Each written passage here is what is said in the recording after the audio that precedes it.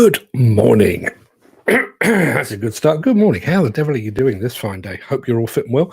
Did anyone see the news last night? Education Secretary Gillian Keegan being forced to apologise for swearing.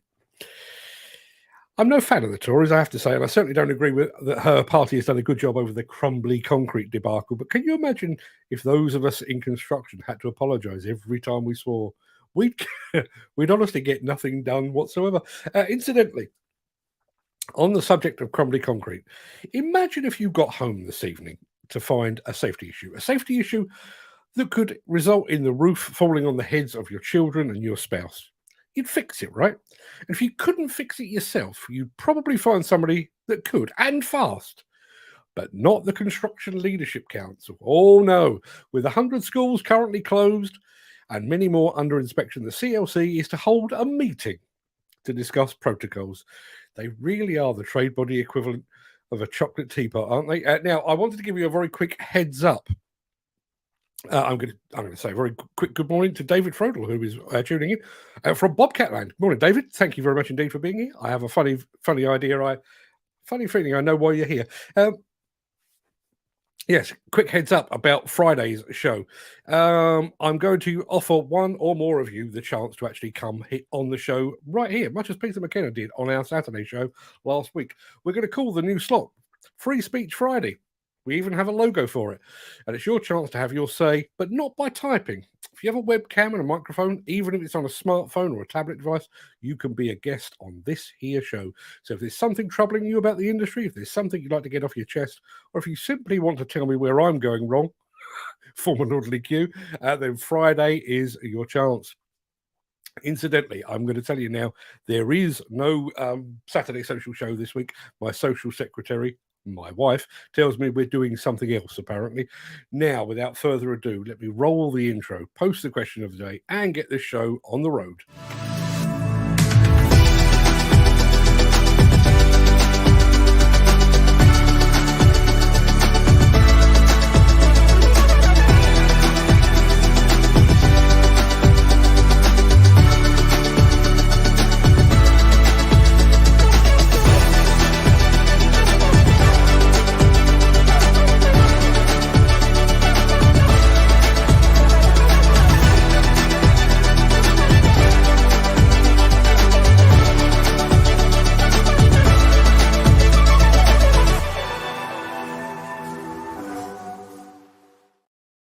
Going to say a very quick good morning to Mick Norton, who's just joined us. Morning, Mick. Thank you very much indeed for being here.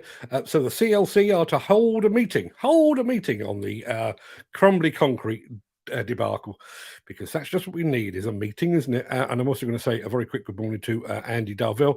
Come on now. There he is. Good morning, and good morning, Mark, and everyone. Scorchio, yeah. Funny enough, I was watching the file show the other night. Scorchio, indeed. I'm just going to throw over to this. Where are we? There we are. Mick Norton says, as my late dad would have said, I wouldn't take the Construction Leadership Council prisoner. Well said. And Al Grierson, all the way from Luxembourg, is getting his batteries charged ahead of Mat Expo tomorrow.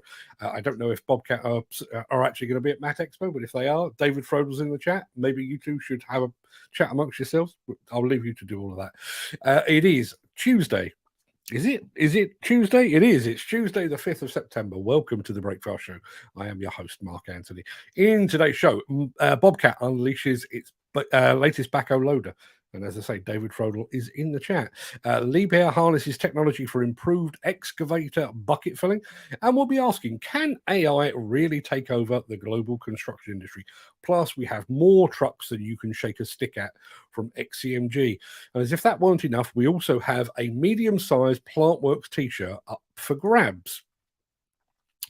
I'll give you the instructions right now. There you are. If you would like to start typing Plantworx into the chat, you have to spell it right. No spaces.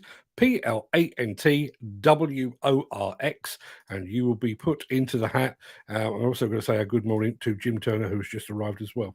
Yes, Plantworx, Plantworx, as Gary Muir has just done. First off the mark. Everybody, please type the word Plantworx into the chat and I will be drawing that at the end of the show. We will obviously get to all of that in just a second, but first let us quickly peer back through the mists of time to see what was happening on this very day in history.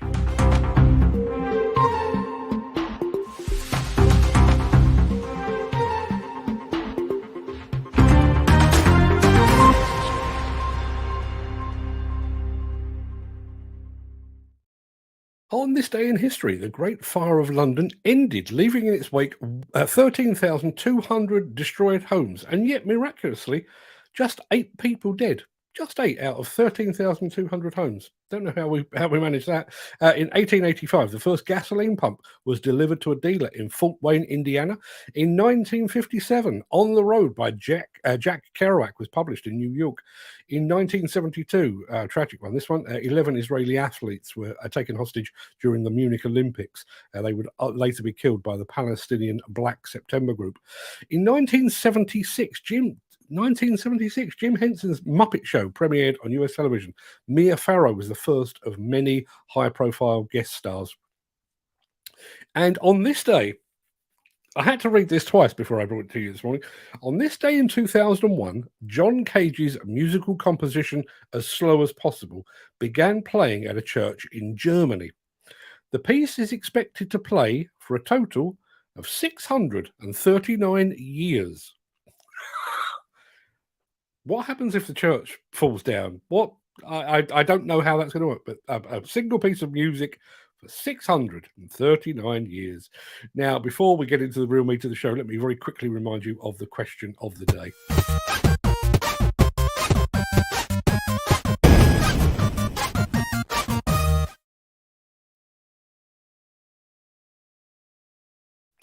Yeah. For today's question, we turn once again to our resident quizmaster and unofficial Steel Wrist superfan, Mr. Gary Muirhead. Gary asks, if you could be a TV celebrity for a day, who would you be? I came up with an initial 2. My first was Jonathan Ross. I've been a fan since The Last Resort, way back when, but I'd quite like access to his suit collection as well. My second would be Paul Whitehouse, purely so I could go fishing with Bob Mortimer. And if I had to choose a third, I'd probably be Nigella Lawson's spoon. I'll leave that with you. Let me know in the chat. What TV celebrity would you like to be for a day and why? Now, this.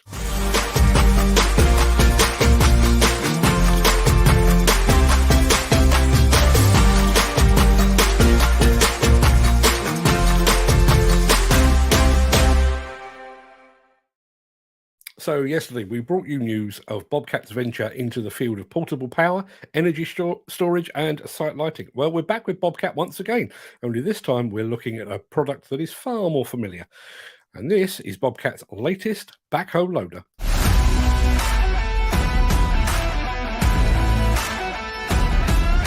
Hello everyone, it's my pleasure to introduce you to the addition to our backhoe portfolio range, the B730M series. We engineered the machine with Bobcat's renowned durability and performance, using proven premium components to create a backhoe loader like no other. Let's take a closer look. We designed the machine to help you become more productive. Our engineers focused on the precise and efficient hydraulic system, which can support you even in the toughest jobs. With the machine's class-leading breakout force, high reach and dig depth capability, you will enjoy excellent productivity in trenching, leveling and loading. And thanks to the powerful cooling system, the machine performs optimally, even in really hot weather, preventing any unnecessary downtime. For even less downtime during your workday, we've equipped the machine with a 160-litre fuel tank. The large tank, combined with the efficient engine, gives you even more time to work without distraction. For the best productivity from the very beginning, you can configure the machine with SAE, ISO or X control patterns, so you don't lose time adapting. The spacious and comfortable cab, great all-round visibility and powerful air conditioning help you stay cool and productive in any weather. The well-thought-through cab layout puts all the controls within your reach and gives you plenty of room while you change from driving to the backhoe position.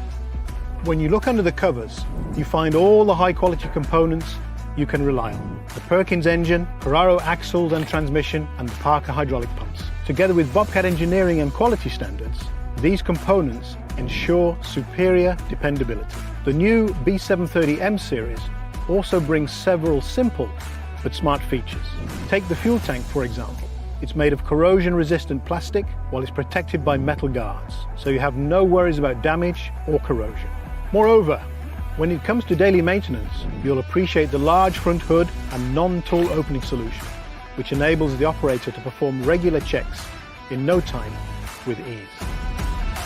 Ladies and gentlemen, meet the new Bobcat B730M series, the backhoe loader that combines excellent performance, ease of use, and superior comfort. I'm sure you will love it.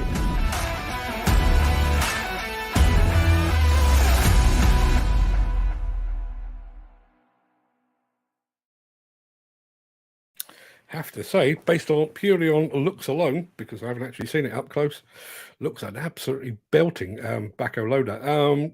Seems that rumours of the backhoe loader's demise were somewhat exaggerated. Al Grierson has just asked a question. Now, I don't know if David Frodel is still in the chat. Interesting machine. Did they develop it themselves, or is it a machine from a different manufacturer? David, if you are still out there, please let us know. Looks a lovely 180, but no servo, he says. Dan Cullen says, looking absolutely stunning. I'm sure he's talking about the backhoe loader and not me. David Frodel, if you're still out there, please let us know. I'm sure there'll be a press release coming on that at some point in the not too distant future. If we don't get an update on that today, I'll let you know forthwith, if not sooner. Now, bit of this.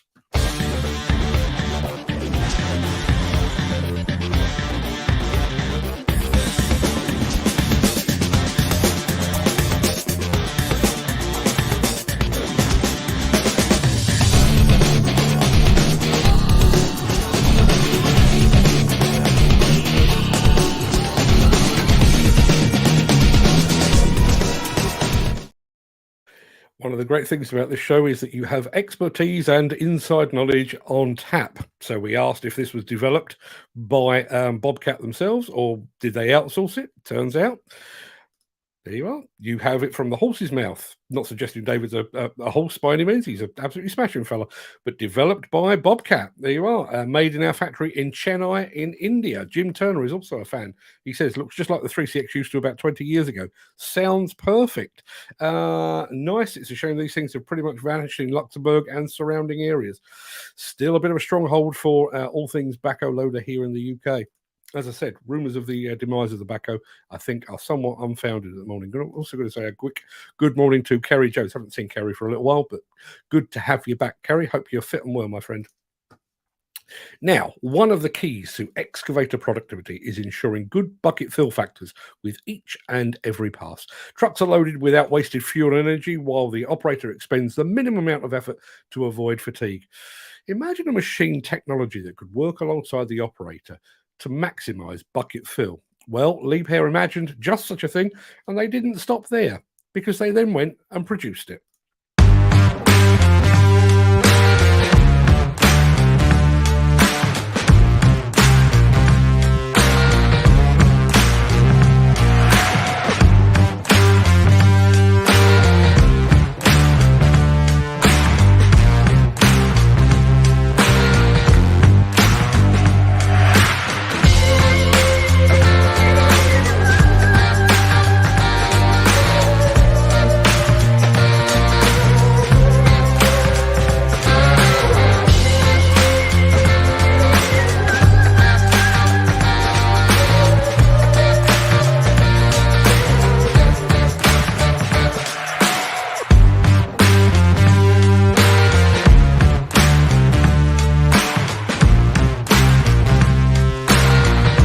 Nous trouvons ce système BFA très bénéfique pour la qualité de travail du conducteur et pour un rendement beaucoup plus performant. J'ai observé que le BFA, au niveau de mes temps de cycle, en fait, était beaucoup plus performant et rapide dans ce genre de tir avec des gros blocs, et c'est vraiment un plus.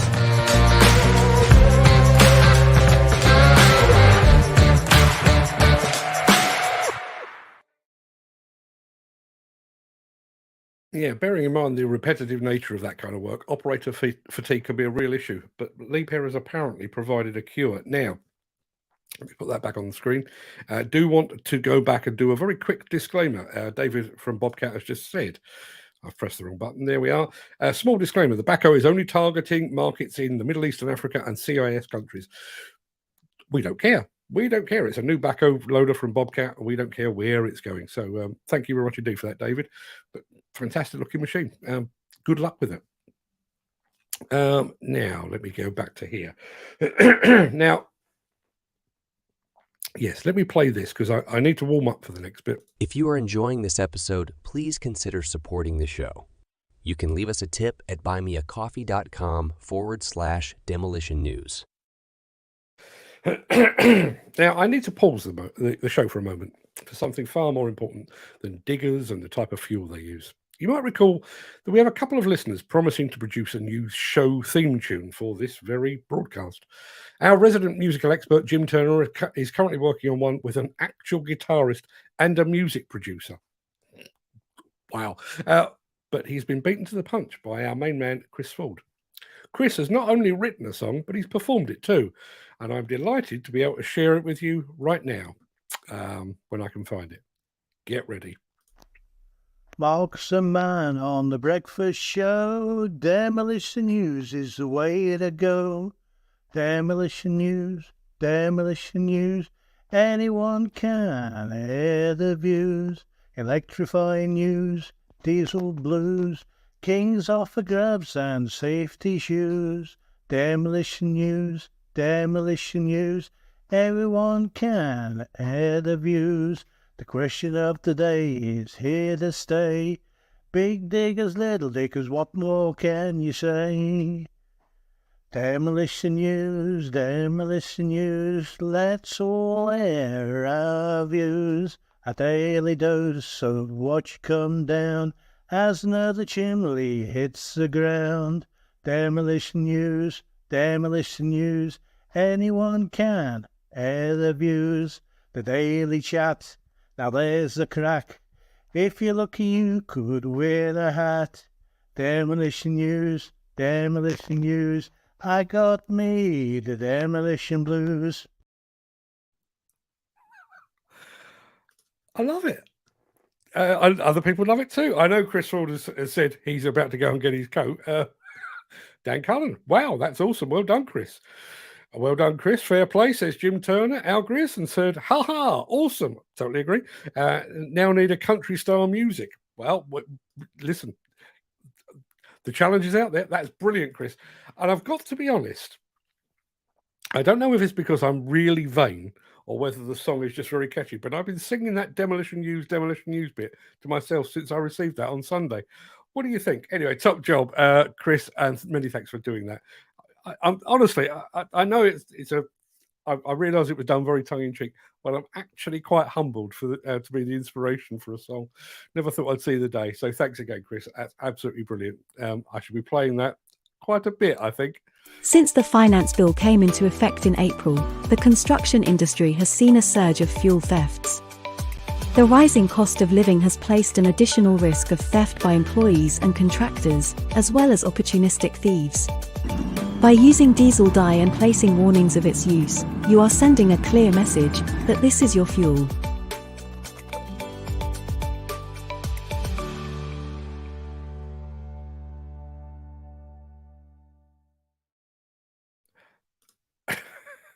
Ian Anderson, morning Ian, says, that song will be in my head all week. It's been in my head all week so far. Yeah, Dan Cullen reckons Chris Ford has got a country-style voice. I totally agree. And there's Chris himself. Thanks for the vote of confidence, but I don't think I'll leave my day job. Maybe you should.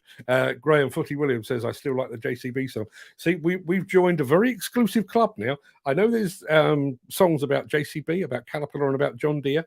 There is now a song, an actual song about the Breakfast Show. Now, back to more serious matters. I've spoken about artificial intelligence on this show in the past, how it can tackle certain tasks, how it could possibly replace humans in certain roles. But I wonder if I've been thinking big enough. So the question we're addressing today is simply, could AI take over the global construction industry. I'll tell you now, this video I'm about to play you is about 9 minutes long, which is longer than our usual fare, but it does give you the opportunity to type Plantworx, which you can see at the bottom of the screen there. Type that in the chat for your chance to win our t-shirt of the day. So, can AI take over the global construction industry? Let's see. Artificial intelligence, AI, might be new to most people. However, for many architects, construction engineers, and developers, it is something that they have been embedding in their work for years. While this might be a surprise to you, software engineers have been developing some very sophisticated programs for a while that enable engineers and architects to easily create models and conduct related tests without having to conduct actual physical experiments or write complex codes. Other programs are also used to manage and facilitate the building process and provide predictions related to delays, cost overruns, safety, and even feasibility. However, for the most part, such programs required plenty of human input, which sort of made the programs only partially intelligent.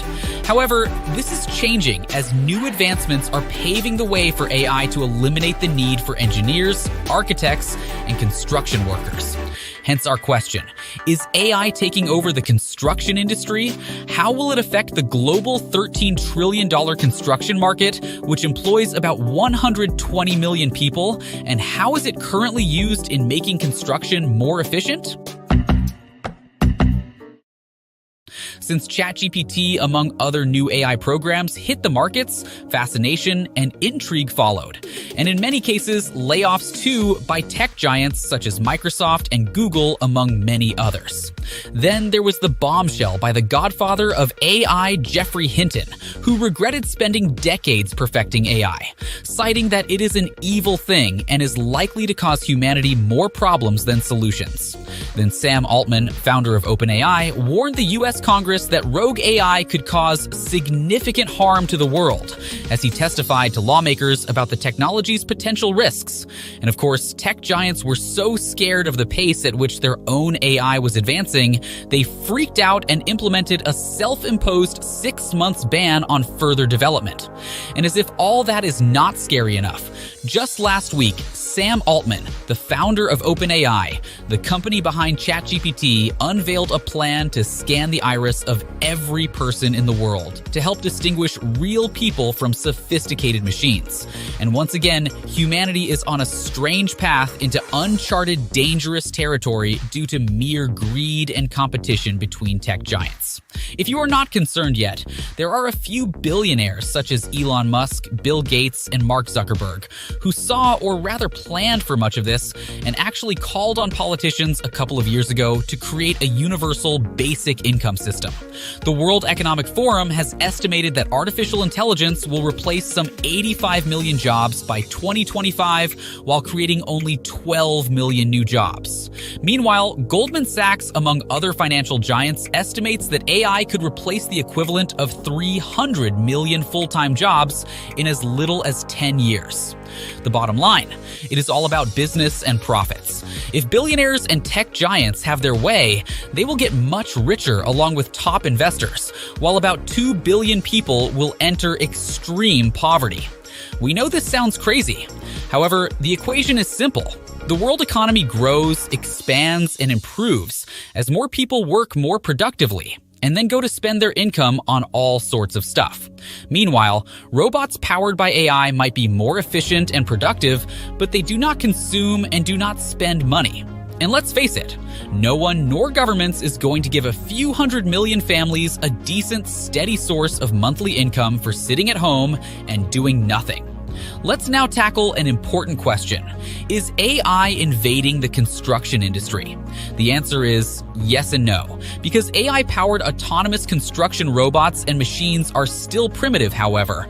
And as we said earlier, AI has already invaded the offices of developers, engineers, architects, and even site managers. Firstly, the reason why the construction industry hasn't explored AI-powered autonomous equipment and robots yet has to do with the fact that unions in the industry are quite powerful.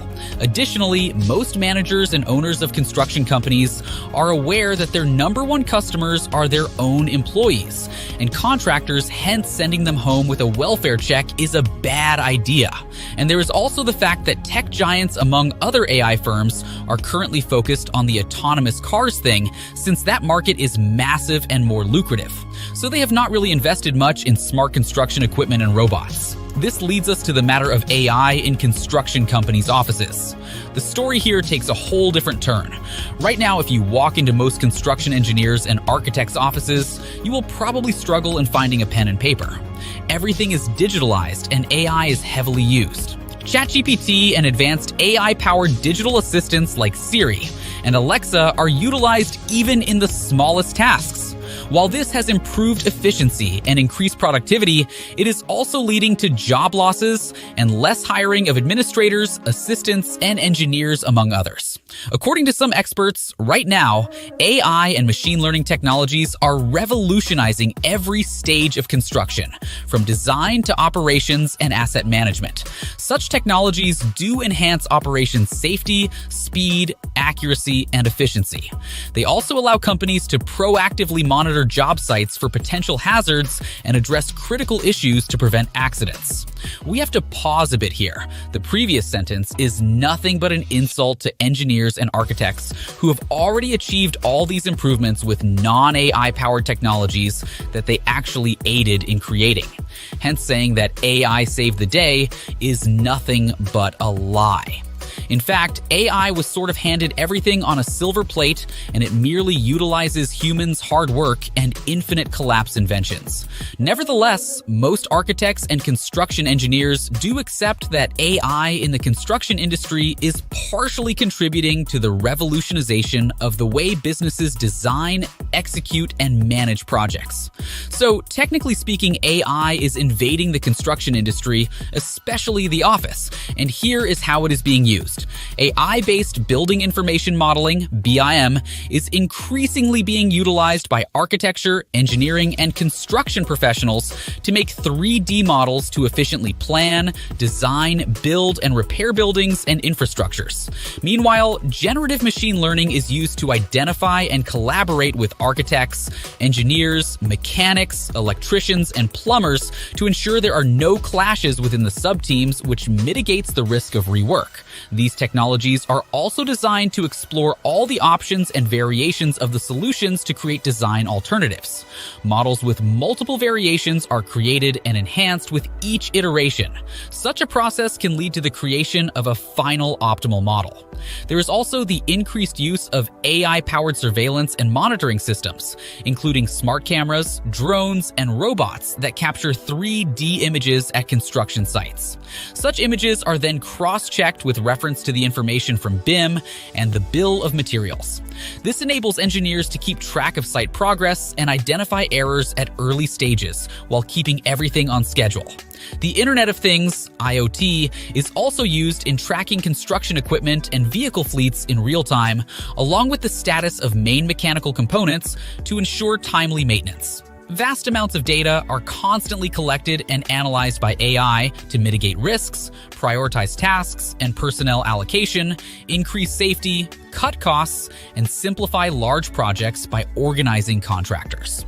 Productivity and progress levels are assessed at night via Boston Dynamics spot dogs, which are mostly utilized in remote and isolated construction sites. Complex AI algorithms are also used to analyze old and new data collected via sensors and perform calculations that enable construction firms to anticipate potential future issues. The bottom line, AI is becoming a fixture in the construction industry, and it is bound to save companies and investors hundreds of billions of dollars a year as more roles are assigned to AI-powered programs, machines, robots, and equipment, thus eliminating the need for workers, including engineers and architects.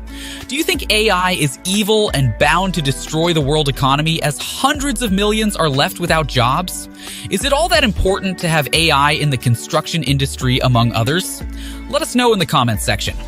Thank you for watching, and please like, share, subscribe, and hit the bell icon.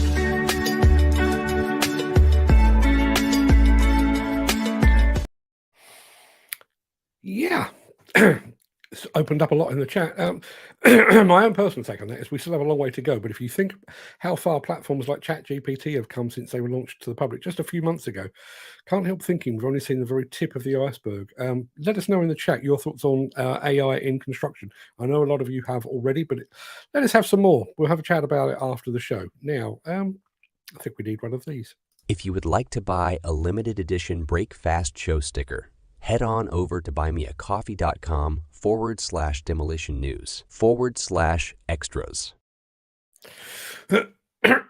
Excuse me, we're about to play you the final clip of the day, which means you have roughly 3 minutes, just 3 minutes, to type the word Plantworx into the chat. And I can see that 13 of you have already done so. So as it stands at the moment, there is a 1 in 13 chance of you winning a Plantworx t-shirt. You can see the instructions across the bottom there. Plantworx, Plantworx in the chat. I'll be drawing it after this. But for our final film of the day, we are heading to China in the company of XCMG. Now, the company has actually produced this film primarily to show off its new mining trucks that are running on sustainable methanol. However, as you're about to see, the environmental benefits of methanol are immediately overshadowed by the sheer number of trucks on display. Get a load of this.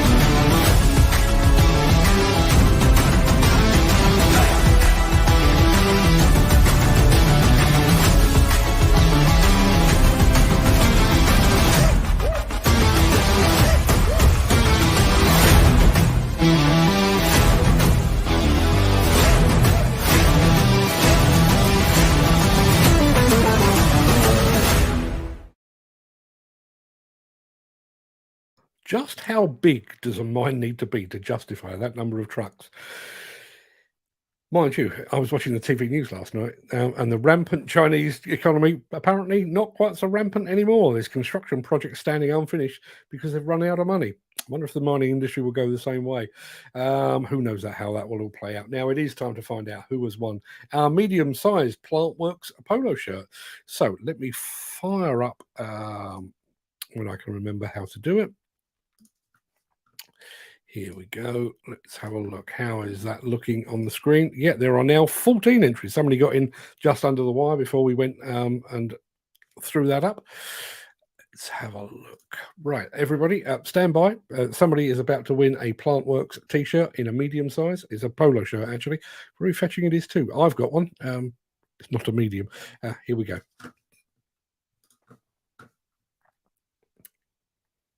I'll tell you now, if I win it, I'm putting it back in. Mr. Dan Cullen. It seems appropriate that Dan should win the t-shirt on the basis that he was at Plantworx. It seems only appropriate. So, Dan, I've already got your address because I sent you some stuff yesterday. So, Dan Cullen, you are now the proud owner, the very proud owner of a new Plantworx t-shirt. I'll tell you now, there isn't a gripe of the day. So, and we've got lots to talk about. So, Gary Muirhead says, well done, Dan. Andy Dalvell says exactly the same thing. Leslie says, well done, Dan. Peter McKenna says, well done, popular winner. And Al Gerson says, well done. Stephen Guthrie also says, well done. And Dan Cullen himself says, thank you. You're more than welcome, my friend. I will be bringing, let me take that off the screen. I will be bringing back the gripe of the day, probably tomorrow when I have a bit more time to write one. But for now, I'm going to roll the outro, I'm going to roll the outro. I'm going to leap gazelle-like over into the chat to see what you're all saying today. If you can't stick around for that, then please stay safe. Look after yourself, your family, your friends, and your colleagues. But if you do have the time and the inclination, please stick around because I will be going over to the Craic in just a moment, immediately after this final word from our key show sponsor.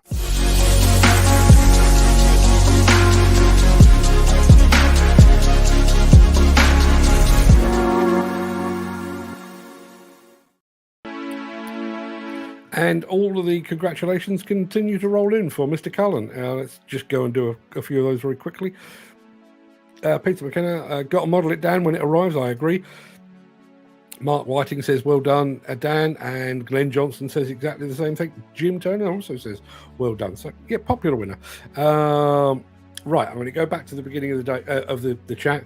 We've got lots to get through, including our question of the day, also including things about AI and stuff, and about backhoe loaders potentially. So stick around if you possibly can.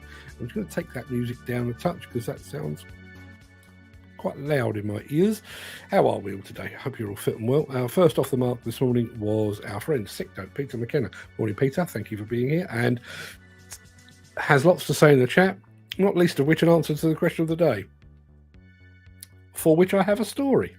Let's have a look. There is Stephen Guthrie, who was second. Obviously, Stephen is currently off, laid up after a nasty fall off his bike, and there is a care package winging its way. If it hasn't arrived already, Stephen, but it is winging its way. So get well soon, my friend. Glenn Johnson says, good morning all. Al Grierson, who is getting ready to visit Mat Expo. Mat Expo, is it the Netherlands or is it Belgium? I can never remember. Let me know. There's Ken Hatcher, arrived while I wasn't paying attention, saying good morning. Mark Whiting as well. Good morning to you as well. Let's have a look. Who else we got? Gary Muirhead, our quizmaster and resident Steel Wrist fan, super fan, in fact. Good morning, Mark. Good morning, everyone. Good morning to you, Gary.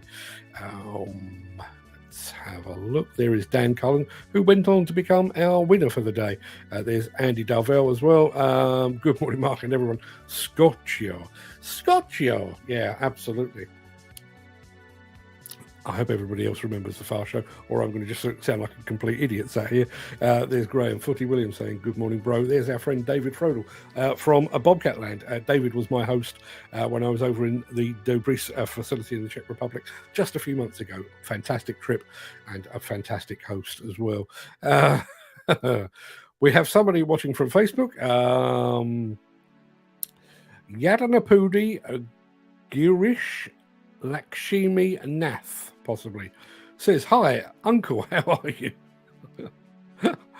Wasn't aware I was your uncle, but hey, good morning. Thank you very much indeed for being here.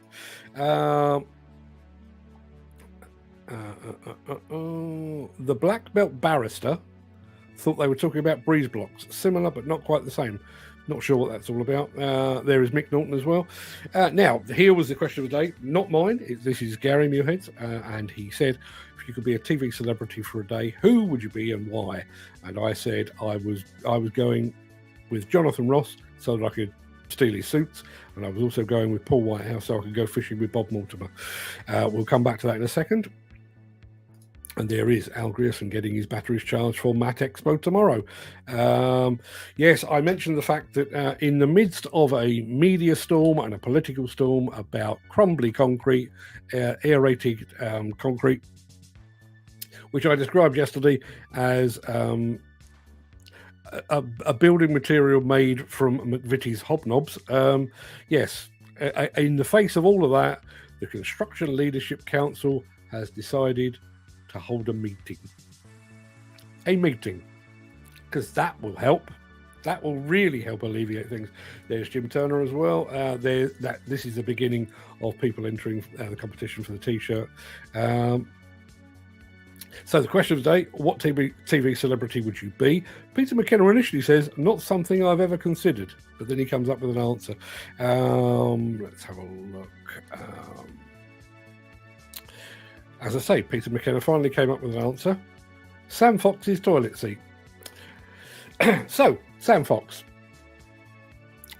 who back in the day, apart from being really diddy, and I realise that she's famous for two key assets, but as somebody that has met her, she was stunningly beautiful. Okay, so in all the years I've been doing this job, and I've travelled a lot. I've been on lots of overseas trips, and my wife has come and picked me up from the airport once.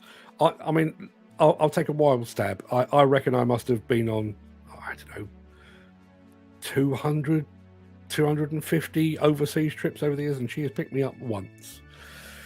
And by sheer coincidence, when she picked me up, I came through customs chatting to Sam Fox. And in fairness, even my wife had to say, wow, she is gorgeous. She was. I wasn't trying to chat her up. She was just on my flight, and we got to talking. I was trying to chat her up, really. Michael Parkinson, that's a good answer. I would love to have interviewed all the interesting and fascinating people he did. Yeah, if I could just be Michael Parkinson for a day, please, somebody dish up David Niven and Muhammad Ali so that I could get to meet those two. That would be absolutely awesome. Jim Turner says, I'd be David Mitchell, not because I like him, just because I'd get to go home and have a crack at Victoria Coren Mitchell. See, Victoria Coren Mitchell. I don't want to do this as a question of the day because obviously this is it's a family-friendly show. But aren't there some people, and I in the nicest possible way, I would count Victoria Coren Mitchell among those. At first glance, not the sexiest person, and yet somehow really, really, really sexy. I don't know. And while we're on the same subject, is there anybody that you look at and you think, well, you're a terrible person, but I think you're gorgeous? For me, Priti Patel. Priti Patel, as a human being, basically evil, but to look at, Priti Patel. There is Al Grison's question about the backhoe loader from Bobcat. Yes, they did develop it themselves. They developed it in Chennai in India, but it's mainly for the CIS countries and for the EMEA. Oh, no, not EMEA, the MEA, not the European bit, but the Middle East and Africa. There is David Frodel confirming that very thing. Still scrolling through. Yeah, and there is David Frodel actually confirming backhoe is only targeting markets in MEA and CIS countries. There's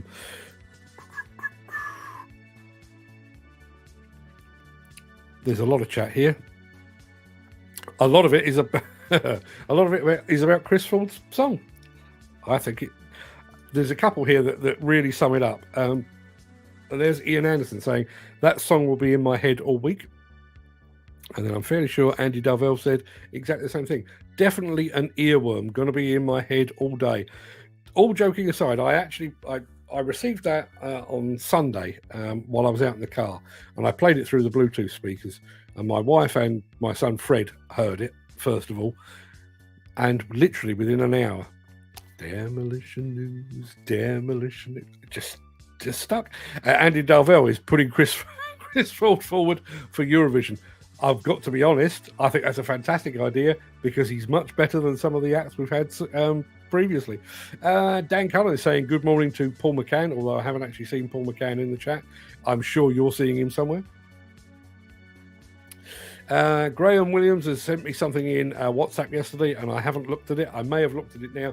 I've got to be honest with you. Yesterday afternoon, I was keyboard bashing, so I turned off my internet connection, turned off my WhatsApp notifications, turned off everything because I just wanted to get my head down and get the job done. Peter McKenna is saying, Paul McCann, don't just watch, join us. Yes, join us. Why not?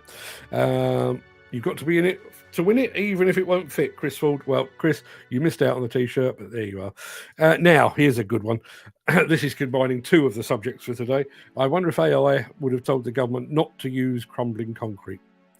Imagine. And when I realise there's the furore about the Education Secretary. I realise there's now questions about whether Rishi Sunak cut spending on education. I realise all of those things. But all of this feeds back to when those schools were built. And somebody somewhere in the procurement for the local authority, for the government, whoever, said, don't be spending all that money on proper concrete. We'll just have some hobnobs, please. That actually happened. And it happened, bearing in mind where the most of this aerated concrete is it's in schools, and it's in hospitals. So yes, we're going to educate our children and treat our sick in hospitals and schools that are made of McVitie's hobnobs. Tells you all you need to know about public servants, doesn't it? You have to be in it to win it. I think we've already done that one. Back to the salt, says Kerry Jones. Graham Williams greets the AI with, so we're all going to be on the rocker roll, are we? Why do you think I've started using it? It's a dangerous game they're playing with this. There will be more world poverty. I think you could be right. Peter McKenna, I think the postman has nicked my prize. What did you win, Peter? Remind me. I can't actually remember. I know I've literally... excuse me. That wasn't supposed to happen. I have got here... This will show you. Bear with me a second. Because we've had some parcels go awry before, I've started to keep receipts from the post office. Yes, that is there's lots of them. So somewhere in here there is probably a receipt from the post office that says your package was sent, Peter. I know for a fact it was sent because I sent it. I don't entrust it to the wife or the son. I do it myself. So please let me know what you're missing, and I'll see if I can track it. This is what the youth of today are looking forward to. Yeah, absolutely, absolutely true. Blaming unions for not using AI. Yeah. I do wonder, though, I mean, all joking aside about that, I wonder what unions are making of AI. I would imagine they will be completely anti. I know the reason that I ended up not being in the National Union of Journalists, the NUJ, I was told that I couldn't use a laptop. Basically, it allowed me to work at home. It also allowed me to work while I was away, but this was a step too far for our union, and I had a falling out with our father of the chapel and told him where to poke his membership. Was I right? In my head, I was right. Was I right in the wider scheme of things? Probably not. But I think there is the greater good to be considered, and in this instance, the greater good is the workforce of construction. But I think we also all are led by how it affects us individually, and for me individually, it made my life easier, and therefore I took the laptop. Al Grierson says, the autonomous car has pretty much failed. Most companies have burnt through the 0% interest in investment money, and the vehicles are still crashing with grim regularity. They are indeed. I always find that one a slightly difficult one to draw the comparison, though, because when you look at where autonomous machines have succeeded the most in this sector, it's in mines, which are miles from anywhere, and there's not really a great deal for them to hit. Everyone will be working from home. Why will it affect their mental health? I think the effect of their mental health will be the fact that you could be staring down the barrel of unemployment. If they master autonomous machines, we will need less operators, and if you master AI in other aspects of the job, we may need less estimators and various other, bricklayers and that kind of thing. We may need fewer of those. So those people that have done that job and studied that job and are now doing it could find themselves staring down the barrel of unemployment or reduced hours, which will not be a good thing. Jim Turner says AI will replace people in construction in a major way as soon as areas of site are set up for using driverless machines. Then the AI takeover will speed up considerably. It's nothing new. The reason we call a machine a navi is because it's what replaced navigators, which were the men who dug and built the canals. And I salute them because I go fishing on canals a lot. Man has been replaced by technology since the invention of the wheel. That's the way progress works, 100%. Spending more time with the family, more work-to-life balance. AI is the future. I agree that AI is the future. I'm just not entirely sure that it's getting people to spend more time with their family and not actually earning a crust is necessarily the way. Has this been written by ChatGPT? Good question. It may well have done. I make no secret of the fact that I've been using AI now since probably February, March of this year. Not for this, although if you were here yesterday, you'll know that we did actually produce. I can actually now train an AI to sound like me. Well, it doesn't sound like me, it is me because it uses my voice. And I could also have an avatar. Now, the mouth looks a bit weird, and occasionally it makes my glasses blink. which is weird, but that exists. Listen, I'm a fan, but then I'm self-employed. I'm hardly going to sack myself, am I? Andy Darvell, referring back to the Terminator movies. Sarah Collin was right. Skynet is coming. The T1000, we're doing demo strip out soon. I'd like to see that. I really would like to see that. Holy Moses, says Graham Williams, which I think may have been related to the number of trucks on display with XCMG. It'd be okay on a small scale, but taking over construction, it's a deadly problem if over relied on. As more you use, more dependent you become of it. Yeah. And I do think it's a one-way direction of travel. I think once we buy into remote control, autonomy, AI, there's no turning back.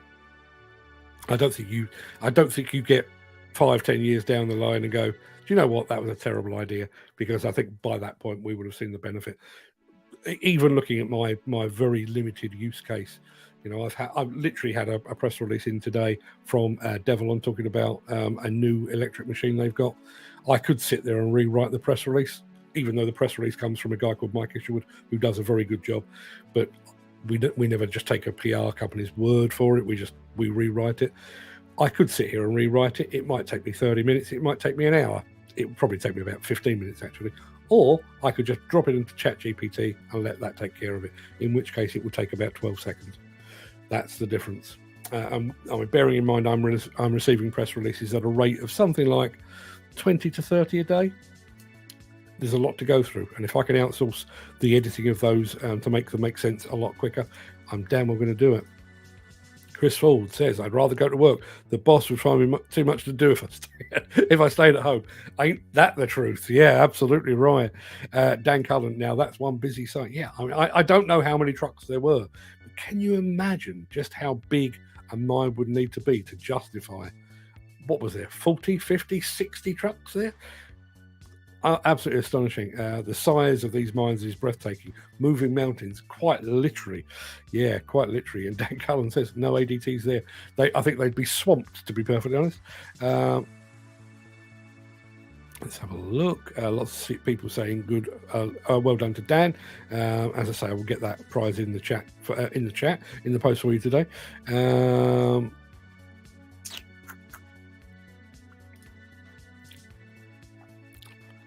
David Frodel says, thanks for the show. You're more than welcome. Need to jump.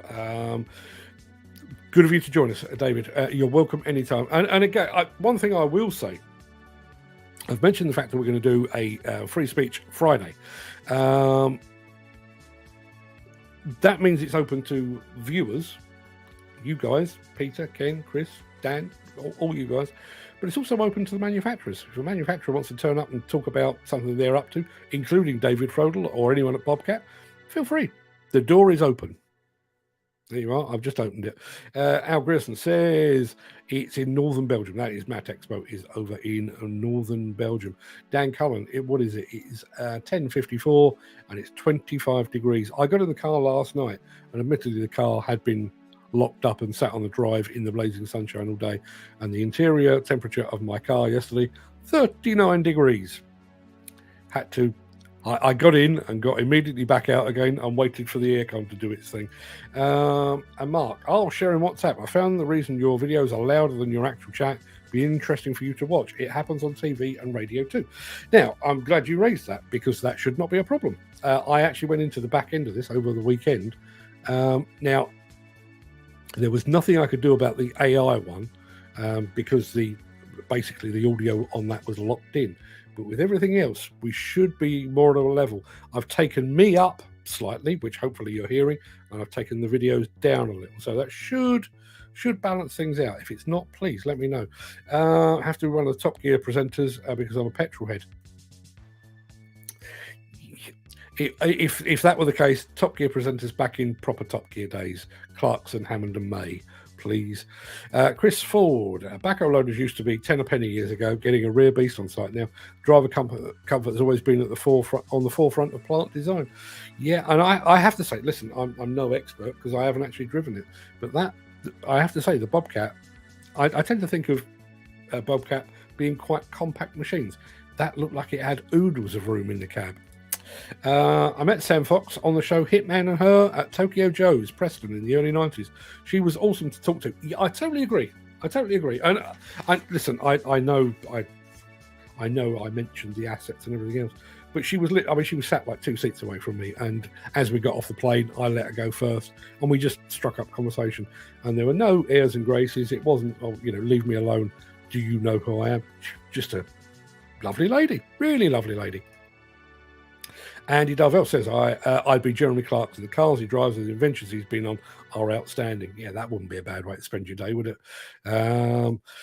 Yes, Mark, Priti Patel is smashing. Yeah, never thought I'd see the day. But yeah, I do not agree with anything she says. Priti Patel. Question of the day. I've never hankered over celebrity status, says Mick Norton. Of those mentioned this morning, most I have the IQ of an ice cube. Don't we all? I'll 3 that, Priti Patel. See, it's a popular choice.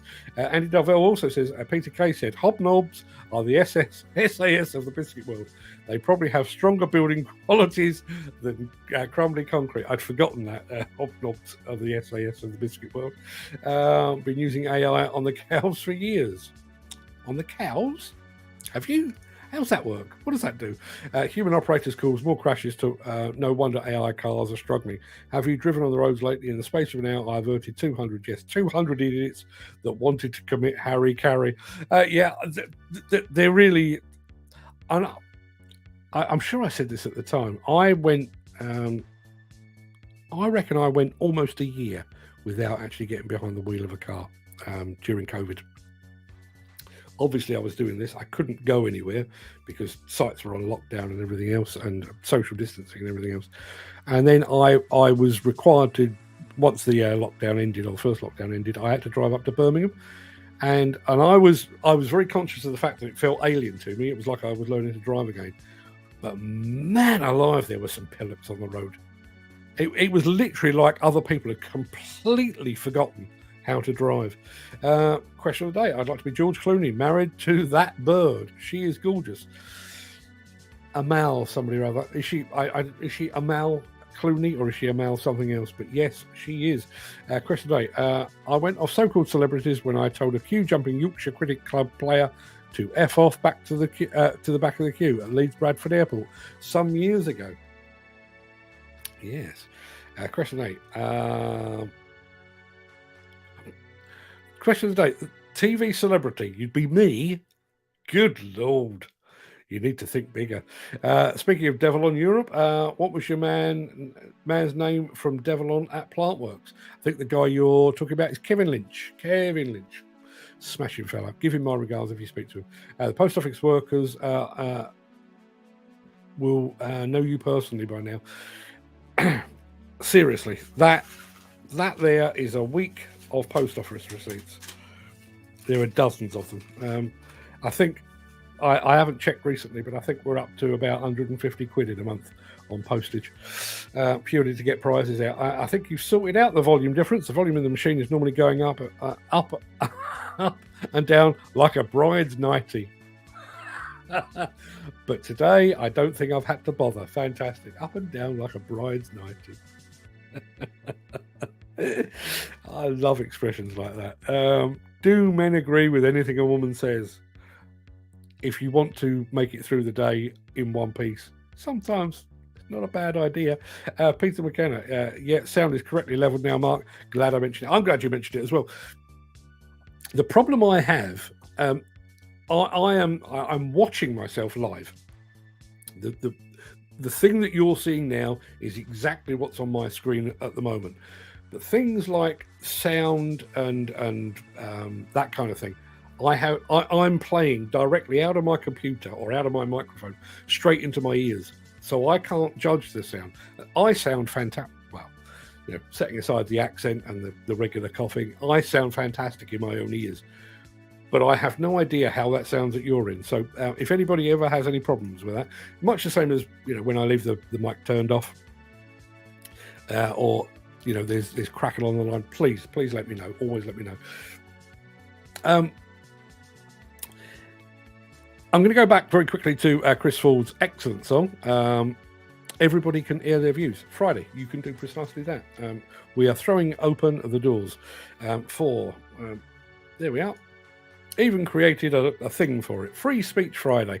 And that's exactly what it is. I don't want any agenda. We'll do the show as usual. And then around about 10:15, if anybody wants to come on the show, I will share with you a link. You can press the button, and much the same as Peter McKenna did on Saturday's show, you can just pitch up and say what you like. I'd rather you kept it clean because, you know, Facebook and YouTube do get upset when I get sweary occasionally. But yeah, if there's anything you'd like to share about the industry, about your day, about the equipment that you drive, about the equipment that you'd like to drive, about the terrible quality of this show, but about the excellent quality of Chris Ford's new theme song, please just jump on. We'll make that available for you on Friday. Now, that is an hour. It's an hour of your life you're never going to get back. And you chose to do this. You can't blame me. So, people, go and have a fantastic day. I will be back here tomorrow. Peter McKenna says, I swear like a trooper normally. I shocked even my family. Well, having met you at Plantworx, I didn't think you were overly sweary. I don't mind overly swearing. It's only on here. I F and Jeff like a good one when the show's ended. In fact, I often F and Jeff about the show once it has ended. But if you can keep it clean, please do so. Peter, obviously, you're welcome back. But if anybody else would like to join us, the door will be open. You're only going to press a button on your smart device and you're good to go. All I would say is if you are using a smart device, try and use it that way around. That's horizontal, because if you go that way around, you'll just be a narrow strip on the screen. So if you can use it that way around, fantastic. Right, people, go do useful things. Go and prove to your bosses why AI would be a terrible idea. Until I see you again, all the best. I'll see you soon.